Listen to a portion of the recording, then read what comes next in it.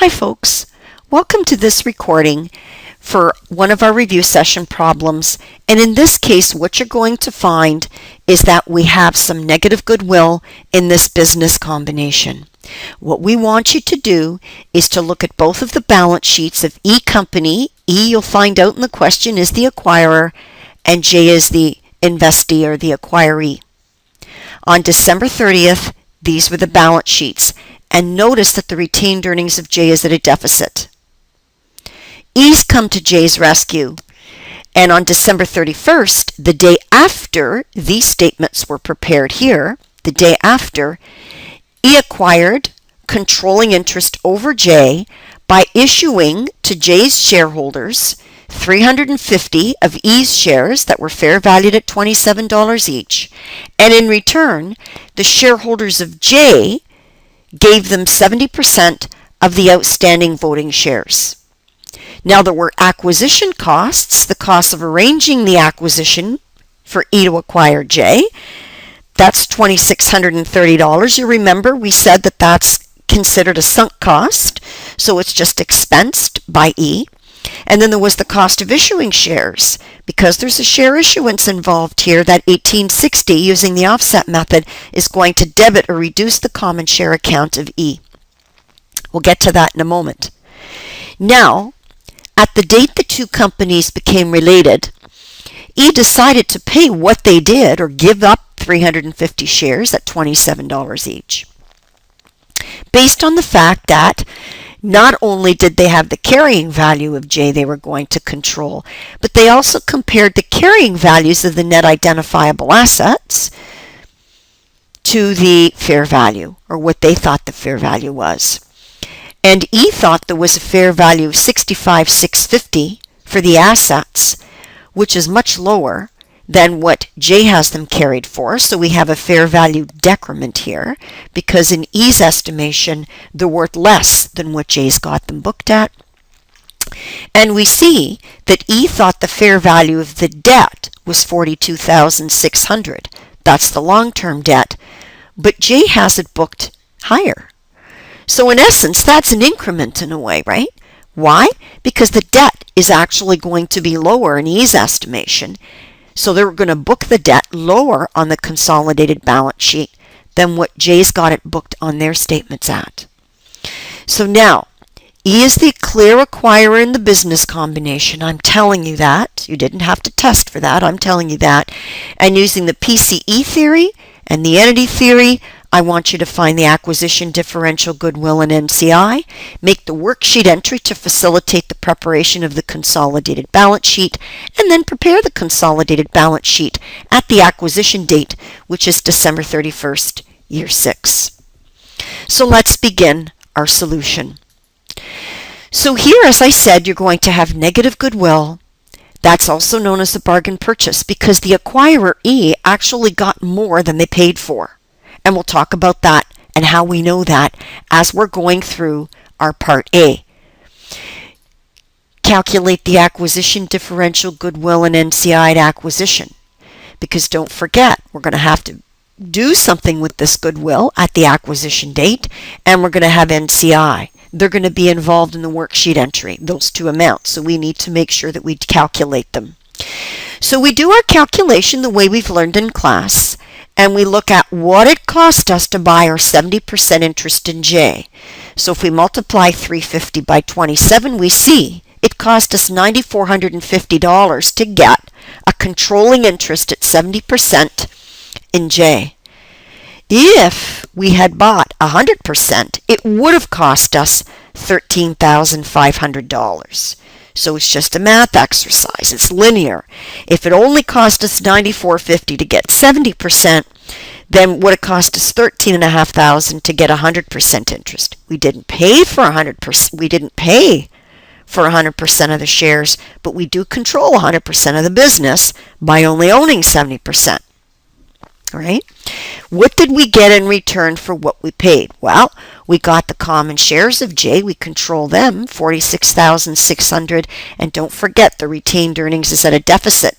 So the carrying value of J that we control is $35,250. So if we compare that to what we would have paid to control 100%, Because again, even though we only own 70%, we do control 100%. So we would have paid $13,500 to control those net assets. So we've got a negative acquisition differential. To calculate goodwill, we want to know of that negative acquisition differential, how much did we allocate? Well, don't forget we allocated a decrement, which is $61.50 to the plant assets. Don't forget, how did we get that? Well, don't forget, we thought the assets were valued, we being J, think they're worth $65,650. But J has them booked at how much? They have them booked at $71.8.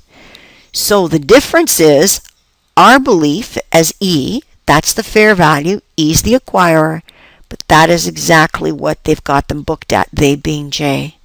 Well, that's a decrement to us because we don't think they're worth $71.8, we think they're worth less.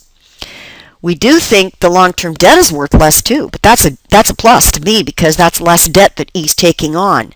Difference is $2,600. So if we add what we've allocated negative $35.50 of that negative $20,750. So if we take the acquisition differential and deduct what we allocated of it, so minus a negative, we're going to get plus a positive, and that's going to give us negative goodwill of $17,200. Right? So again, don't forget, what does that mean? In E's case, they control 100% of the net identifiable assets of J at their fair value, which is carrying value plus the increments, which in this case is a negative or a decrement.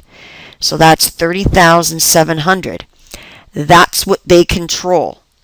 To control that 100% would have cost them $13,500. So the difference between the fair value of what E controls and what they would have paid to control that fair value gives you what? Negative goodwill of $17,200.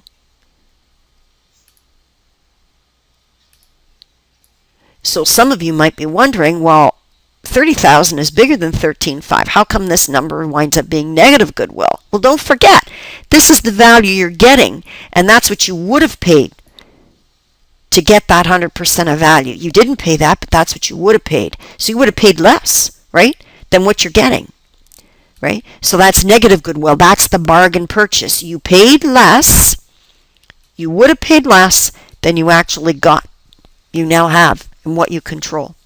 Right? So that's negative goodwill. Now, under the parent company extension theory, E is only going to recognize its share of that negative goodwill, which is $12,040. But don't forget, all negative goodwill is regarded under a bargain purchase arrangement as being recognized into E's income that year. Or when we do the consolidated balance sheet, each of the separate entities would have closed out any gains or losses to retained earnings on their separate entity books. So they'd be rearing their heads through the retained earnings, right? So we're going to show it on the consolidated balance sheet as going through the retained earnings, which is $12,040. So we have no goodwill on the consolidated balance sheet. It all runs through our consolidated balance of retained earnings. NCI under PCE only takes their share of the fair value of J. The fair value of J is its carrying value plus the total fair value decrements in our case, plus a negative, which is what? $34,250 plus negative $35,550.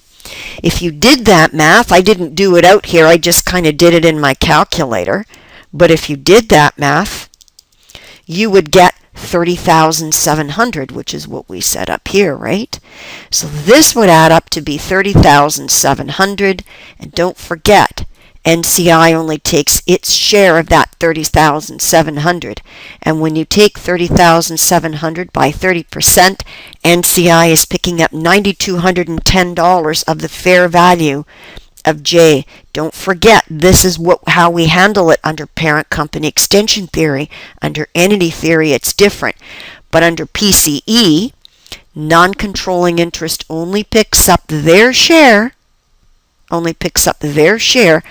the fair value of J, right? Of the fair value, which is carrying plus fair value increments, which in this case we said was a decrement, right? So here we go. Now, what does the worksheet entry look like? Well, don't forget, the consolidated balance sheet is being done by E. E is not going to show the common shares of J, and they're not going to show the retained earnings of J. Why? Because they're only going to show their own shareholders their common shares and their retained earnings, meaning those of E, the acquirer.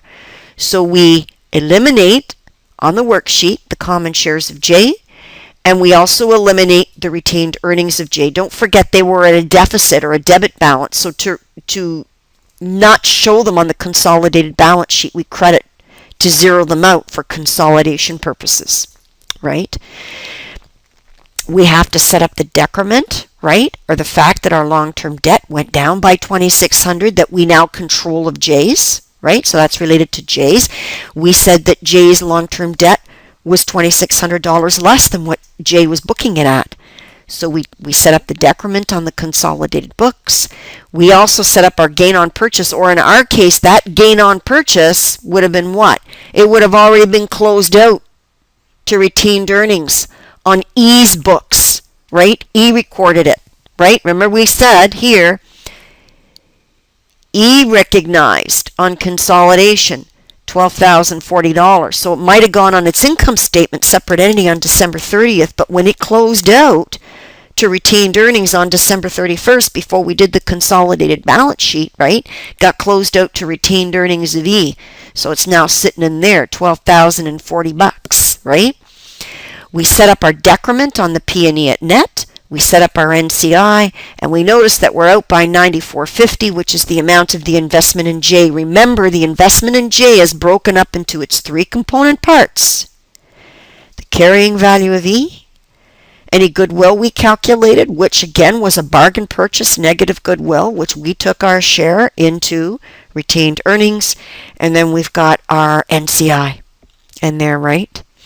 So we've got the investment in J at $94.50 to balance it out. All right, now we're going to use all these numbers to do the consolidated balance sheet under the parent company extension theory.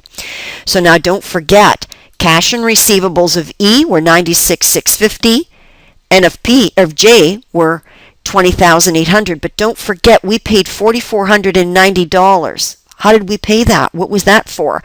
Don't forget, that was for the cost of issuing the shares and the cost of arranging the acquisition. So together we would have paid that in cash. So that would have reduced the cash of E. They affected the business combination. They're the acquirer. So now we'd have cash on the consolidated balance sheet the day after, or when this deal was done, $112,960. Don't forget, this $96,650 was at December 30th balance, right? Now, December 31st, we have to make sure we put in that deduction from cash of $44.90 because we had to pay to affect the business combination, right? And we pick up J's. Inventory, we pick up the fair value of J and our carrying value, which is $67,950 in total. Don't forget, our carrying value is E plus the fair value of J, which is the carrying value plus the decrement. And that's going to give us, in total, when we add up all the numbers, $296,250. The fair value and the carrying value of the intangibles on J's books were thought to be the same by E. So we pick them up at their fair value, which gives us, when we add to our own carrying value, $31,950.